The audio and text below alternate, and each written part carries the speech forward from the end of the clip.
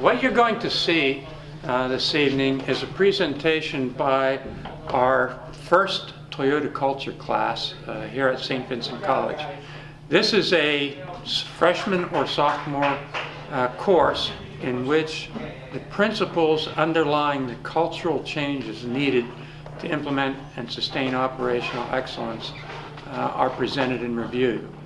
So what you will see is their project, their understanding of operational excellence, the cultural components that are required, the cultural changes that are needed, and their understanding of the tools that are applicable to the cultural change phase of operational excellence, put together in a model that is germane to and understood by their age group.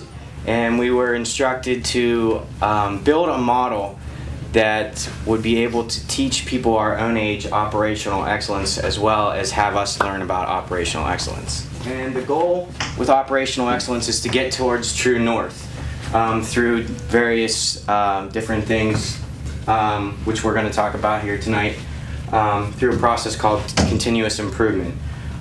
We decided to go with the ramp style because we figured it was like an upward process up a hill towards true north. Without mutual trust and respect, a company will not institute the appropriate culture to ensure operational excellence. In the article Shaping Organizational Culture, it states that trust when lost is hard to regain. To put a visual understanding of trust into perspective, it is often associated with balancing scales or a bank. The optimum level of trust is equal to trust in management and the frontline employee. People were pretty much layered in how they portray their culture. You start out with their beliefs, which is deep down below, and then they got their attitudes, and then they got their behaviors and actions. Culture is portrayed starting with something that will trigger a belief deep down, and then an attitude comes from that. And then you can see their beliefs or their behaviors are reflected upon their beliefs. You know, your employees need to feel engaged. They want opportunities to grow as themselves, and they want opportunities to help their company grow. They want to feel like they mean something. They want to feel like they're helping out. So, why is long-term thinking such an important thing for the OE framework? When we talk about OE, we're looking at cultivating people, cultivating culture. We're talking about a true north vision and an ideal visions that we work in the long run to get at, not the quarterly financial report. You can see that, and a lot of these requires short-term sacrifices. The keys to being successful is through communication or transparency, and it said in the text that communication is the basis for trust, and trust is the basis for communication. They experience this through plant-wide safety and info alerts, newspapers, balanced scorecards, daily meetings, and team leaders from mentor to mentee and other OE tools. And also, they have to be responsible for work, which is divided into two categories. There's value-added work, which is work done to a product that changes or adds value to it, and non-value-added work.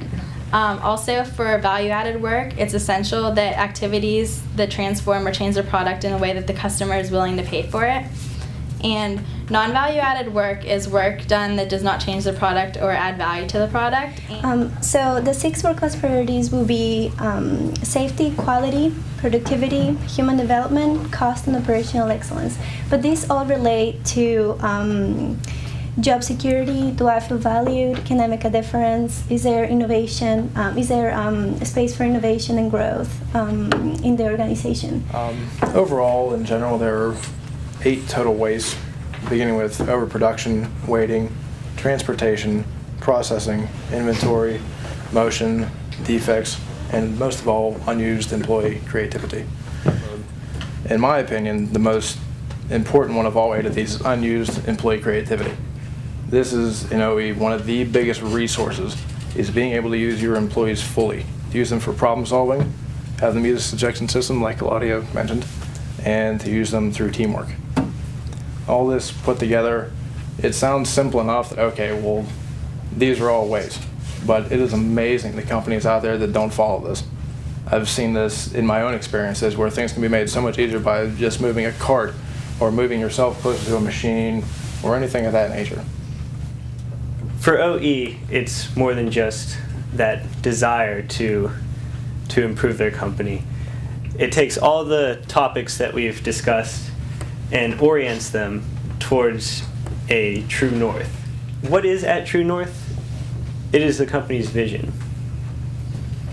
But what is vision? It's not just what you see, it's where you see yourself and how you see yourself getting there.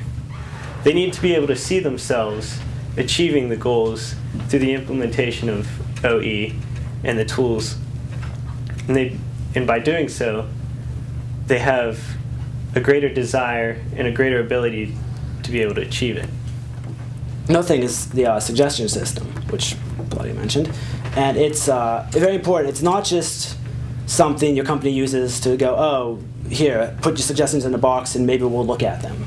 No, it's something you actually, as a company, physically, you get in that, you should have somebody in charge of getting in that box every month or every week or every so often and checking the suggestions and seeing what ideas and problems your employees have noticed. You should stress to your employees, though, that you don't want to put problems in, you don't want to say things in here like, oh, I think so-and-so is doing a bad job, or I think I should have a pay raise. You want to actually put legitimate problems and solutions to them problems in this box.